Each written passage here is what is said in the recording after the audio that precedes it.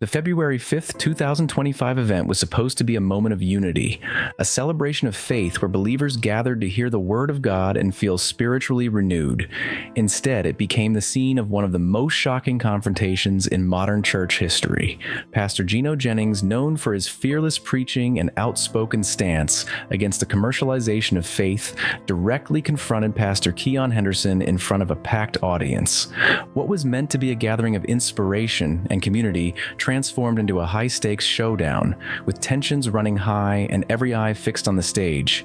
Attendees found themselves witnessing a raw, unprecedented clash between two prominent pastors, each representing a radically different vision of ministry. Jennings' bold accusation. Pastor Gino Jennings made his intentions clear from the start. He did not offer a gentle preamble or subtle critique. He stepped forward with determination and directly accused Pastor Henderson of being a fraud. Jennings claimed that Henderson's ministry was less about serving God and more about personal gain, branding him as a showman and businessman using faith as a facade. The audience, initially murmuring quietly, fell into a stunned silence as Jennings' words resonated through the hall. His accusations weren't abstract. They targeted what he saw as an entire culture of flashy pastors prioritizing wealth and status over spiritual guidance.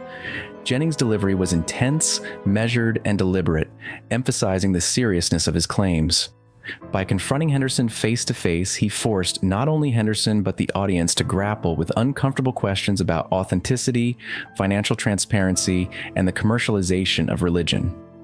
This moment set the stage for a historic clash between two contrasting approaches to ministry: the weight of reputation. Jennings' criticism hit deeper than many expected because it was rooted in a long-standing public stance.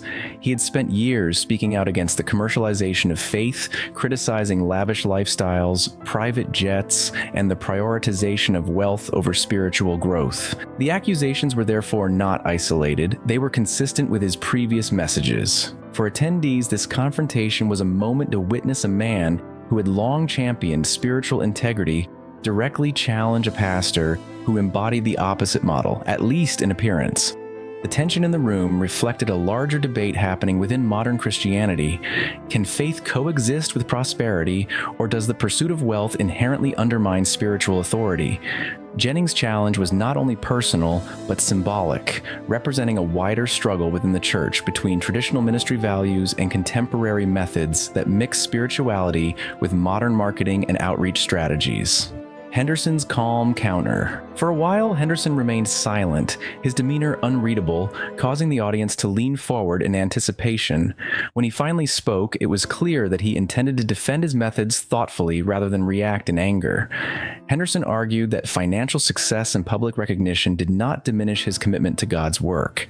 He framed his approach as a way to reach more people, particularly younger generations, by embracing modern tools and strategies to expand the influence of faith. Henderson emphasized that God's blessings could manifest in tangible ways and that striving for prosperity did not inherently contradict spiritual integrity.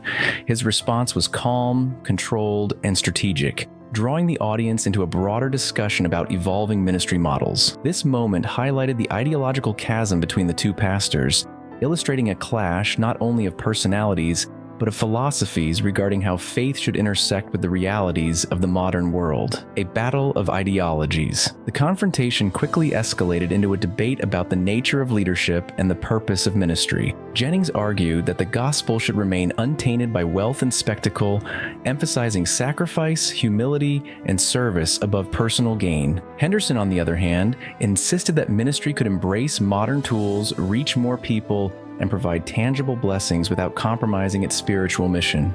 The audience became deeply engaged, with some agreeing with Jennings' warnings against commercialization and others drawn to Henderson's vision of thriving faith. What started as a personal attack evolved into a broader philosophical discussion about tradition versus innovation in spiritual leadership. The tension between preserving the purity of faith and adapting to contemporary society created a charged atmosphere, making this event not just a confrontation between two pastors, but a moment that reflected the evolving dynamics of modern Christianity in America. Financial evidence and public exposure. Jennings escalated the confrontation by presenting concrete evidence, financial records from Henderson's major events showing significant revenue, The display of tangible proof shocked the audience and amplified the intensity of the moment. This wasn't just about opinion or ideology anymore. Jennings provided measurable evidence to support his accusations of prioritizing wealth over ministry. Henderson acknowledged the success of his ministry without denying it, but reframed the discussion to argue that financial resources were necessary to expand his outreach and serve more people effectively. This public airing of financial matters forced the congregation to evaluate the ethics of monetized ministry, raising questions about accountability, transparency, and the balance between sustaining church operations and personal enrichment. The exchange highlighted the fine line between legitimate organizational growth in religious institutions and potential exploitation of followers. Audience reaction and division. The audience's reaction reflected the complexity of the debate. Some members supported Jennings's moral stance, applauding his courage to speak against perceived greed. Others defended Henderson, arguing that modern churches need resources to expand their reach and embrace innovative strategies. The room became a microcosm of broader societal debates about wealth, influence, and authenticity in religious leadership. Social media buzzed as attendees captured moments of the confrontation, quickly turning the event into a viral sensation. The division in opinion highlighted how leadership style and personal conduct in faith communities can polarize even deeply devoted believers. By witnessing this live, the audience became part of a historic cultural moment, one that would continue to be discussed and dissected in both religious and secular circles. Henderson's reflective response. After the immediate tension, Henderson paused and adopted a more reflective tone. He acknowledged that his methods could raise doubts about his intentions and suggested that the scrutiny might be an opportunity for introspection. By shifting from defense to reflection, Henderson humanized himself, showing that even high-profile pastors grapple with perception, accountability, and the ethical complexities of modern ministry.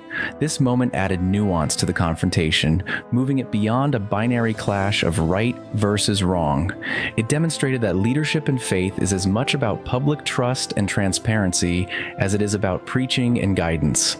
Henderson's willingness to consider criticism, even while defending his approach, introduced a sense of humility and suggested that meaningful dialogue could emerge from even the most heated disputes.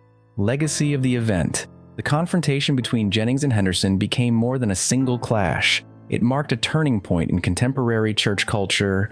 The event exposed tensions between traditionalist and modern approaches to ministry, raising questions about wealth, influence, and authenticity in religious leadership.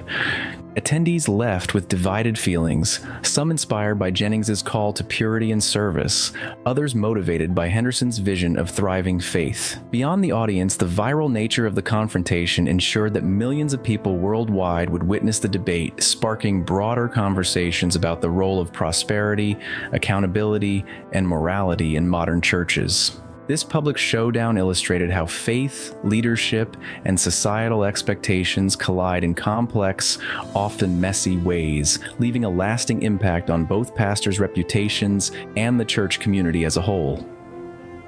A historic moment in modern faith. Ultimately, the February 5th event was historic not just for the clash between two prominent pastors, but for what it represented in the evolution of faith in America. Jennings and Henderson personified opposing visions of ministry, one rooted in sacrifice and humility, the other in innovation and prosperity. The tension, accusations, and reflective responses brought critical questions about morality, transparency, and the purpose of religious leadership to the forefront.